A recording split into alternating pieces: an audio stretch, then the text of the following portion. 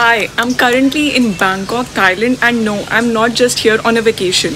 I'm continuing my work here from these gorgeous locations while making money for my further travels. All this has been enabled by the remote work style using laptop and internet. And it's not just me who is living this lifestyle. There are 35 million more people like me who work remotely and also travel. These people make a contribution of more than $787 billion per year. I'm Shreya, I'm a digital nomad myself. I freelance, work remotely, and also slow travel along. I've been very curious about the dynamics of remote work, and that's why I'm going to dive deeper into why countries are now coming up with digital nomad visas. Also, stay till the end of the video to know the most popular and the easiest digital nomad visas as of today. As of 2024, more than 50 countries are offering a digital nomad visa or some sort of permits for remote work. Internet and laptops have been here for a couple of decades, but for many years, people who worked using this equipment and used to travel while working used to fall in the grey zone. It's legally not allowed to work on a tourist visa, whereas for a work visa you have to have a job in that destination country. So where do the digital nomads go? That brings me to the first reason.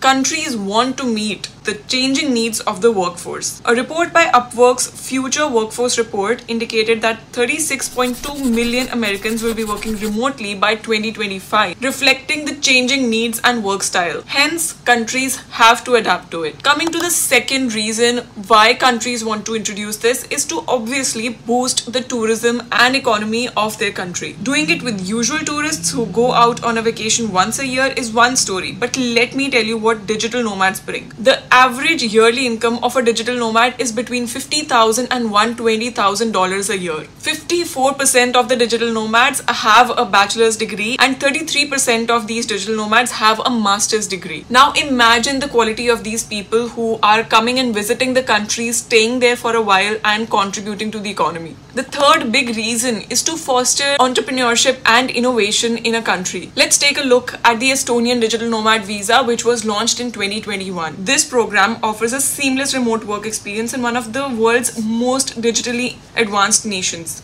And people who are coming on these visas are of course contributing to that ecosystem. And why wouldn't other countries also want to do this? Now for the fourth reason, imagine a typical tourist who goes to Thailand, let's say, for a 7 to 10 day trip. They may land in Bangkok, stay a couple of days in Pattaya, and maybe go to beach destinations like Krabi and Phuket and explore the tourist hotspots. Unfortunately, these tourists will not be able to experience and have memories of Thailand's rich cultural heritage. On the contrast, let's say a digital nomad spending almost 6 months in Thailand would be going to places like Chiang Mai, Chiang Rai, and maybe other offbeat places as well.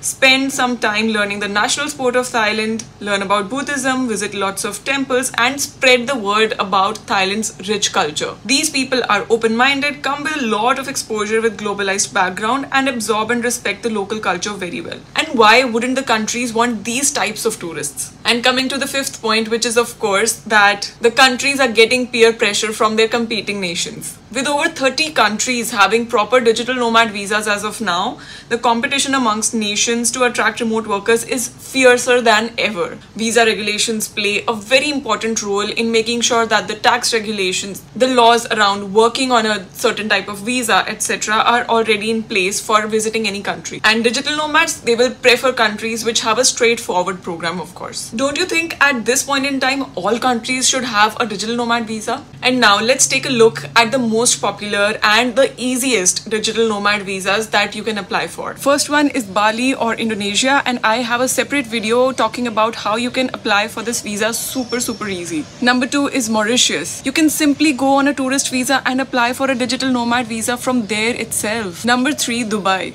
It's a super easy process, but the requirements are that you have to have at least $3,500 income per month. Number 4 stands the Costa Rica application, which is just $100 on the application, and you can spend some months there as a digital nomad. Number 5 is the Malaysian digital nomad visa that allows you to stay from 3 to 12 months within Malaysia as a digital nomad. Number 5 again has an online application, which is the Georgia digital nomad visa, and it only requires you to have around $2,000 per month of income. The last one, definitely not the least, but also not the easiest either, which is the Estonian visa, for which I have a separate video from my own experience again and how I cracked it. It takes me a lot of research to get all of these details. So if you like this video, please make sure that you drop a thumbs up, a like on this video, and also follow me for more.